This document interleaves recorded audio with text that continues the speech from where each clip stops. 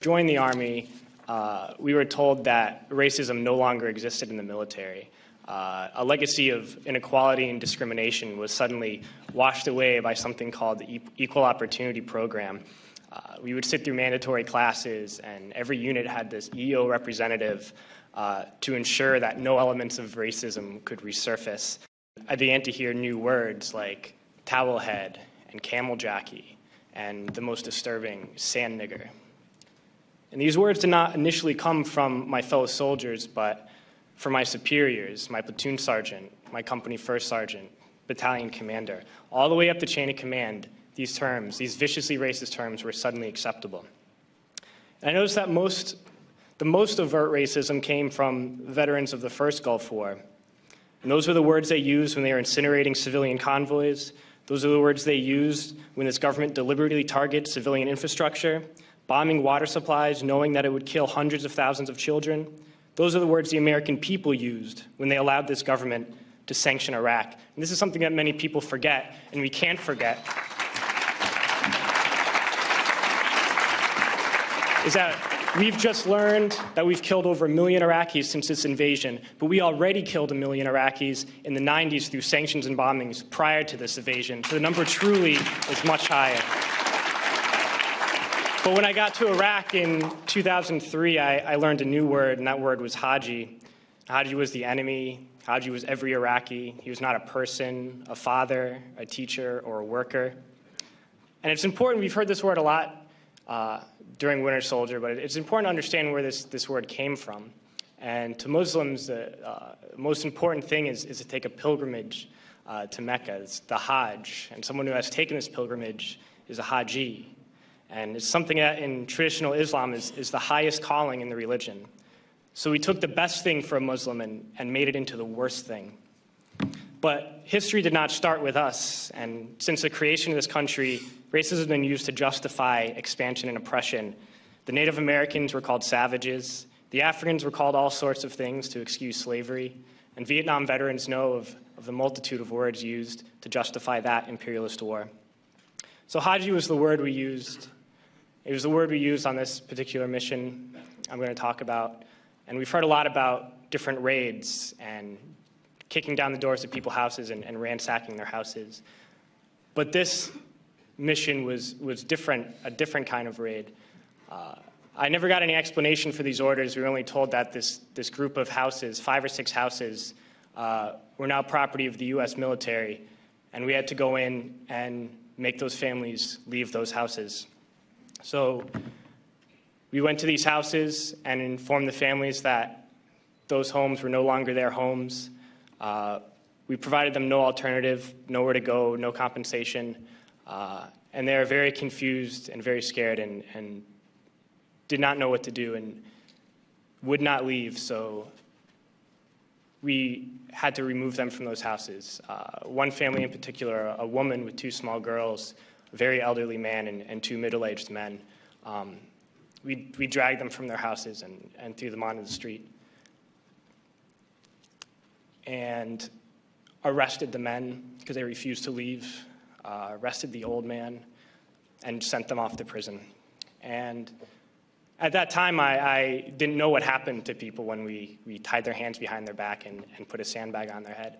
But unfortunately, a few months later, I had to find out. We were short interrogators, so I was assigned to work as an interrogator. And I oversaw and participated in hundreds of interrogations. One in particular I'm going to share with you. It was a moment for me that really showed me the nature of this occupation. This particular detainee, when I was sent to interrogate him, he was stripped down to his underwear, hands behind his back, and a sandbag on his head.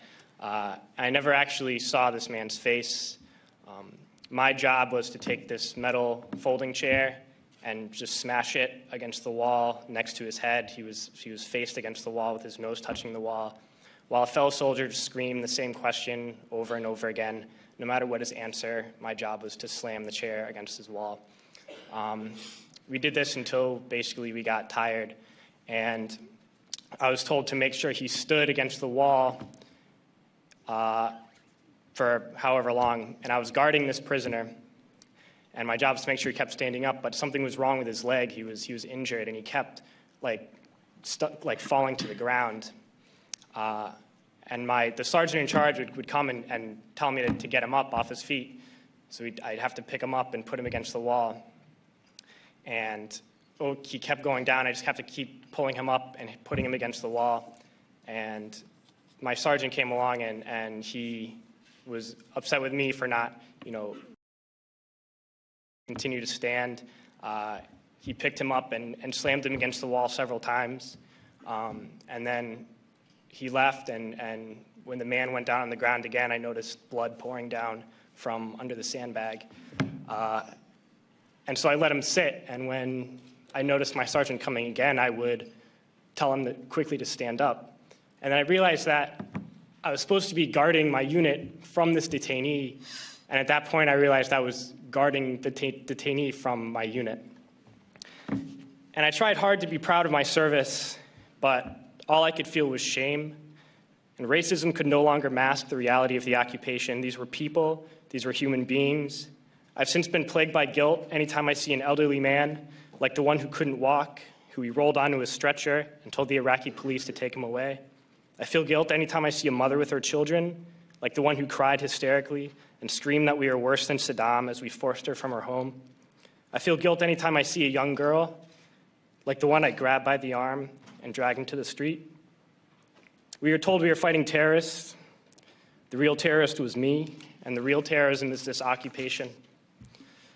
Racism within the military has long been an important tool to justify the destruction and occupation of another country.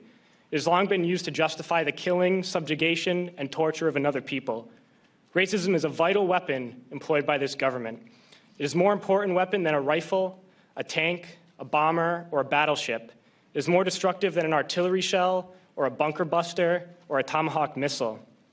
While all those weapons are created and owned by this government, they are harmless without people willing to use them. Those who send us to war do not have to pull a trigger or lob a mortar round. They do not have to fight the war, they merely have to sell the war. They need a public who is willing to send their soldiers into harm's way.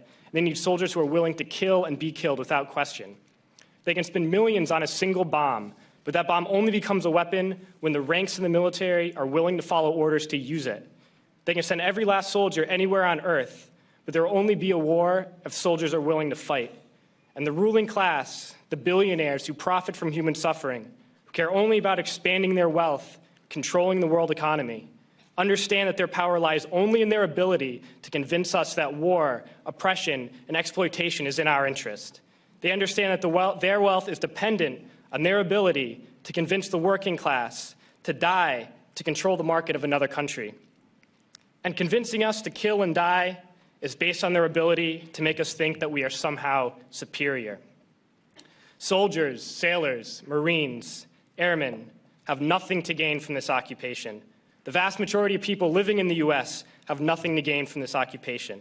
In fact, not only do we have nothing to gain, but we suffer more because of it. We lose limbs, endure trauma, and give our lives. Our families have to watch flag-draped coffins lowered into the earth.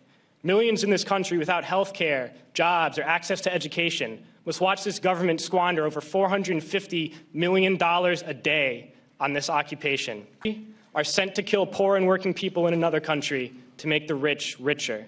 And without racism, soldiers would realize that they have more in common with the Iraqi people than they do with the billionaires who send us to war. I threw families onto the street in Iraq, only to come home and find families thrown onto the street in this country, in this tragic and unnecessary foreclosure crisis. We need to wake up and realize that our real enemies are not in some distant land. They're not people whose names we don't know and cultures we don't understand. The enemy is people we know very well and people we can identify. The enemy is a system that wages war when it's profitable. The enemy is the CEOs who lay us off from our jobs when it's profitable. It's the insurance companies who deny us health care when it's profitable. It's the banks who take away our homes when it's profitable. Our enemy is not 5,000 miles away. They are right here at home. And if we organize and fight with our sisters and brothers, we can stop this war, we can stop this government, and we can create a better world.